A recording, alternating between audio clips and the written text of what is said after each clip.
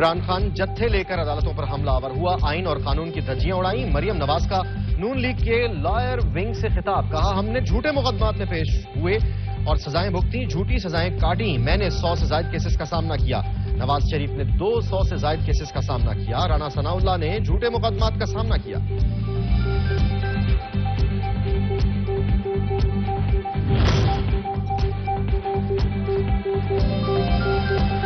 وزیر اعظم نے انتخابی معاملے پر صدر کے خط کو پریس ریلیز قرار دے دیا، لکھا آپ کا خط یک طرفہ اور حکومت مخالف خیالات کا حامل، آپ کا خط صدر کے آئینی منصب کا آئینہ دار نہیں۔ 3 اپریل کو آپ نے قومی اسمبلی تحلیل کر کے غیر آئینی کام کیا۔ قومی اسمبلی کی تحلیل آپ کے حکم کو سپریم کورٹ نے 7 اپریل کو غیر آئینی قرار دیا۔ آرٹیکل 91 کلاز 5 کے تحت بطور وزیر اعظم میرے حلف میں بھی آپ نے آئینی فرض نبھانے میں ناکامی دکھائی، خط کا متن۔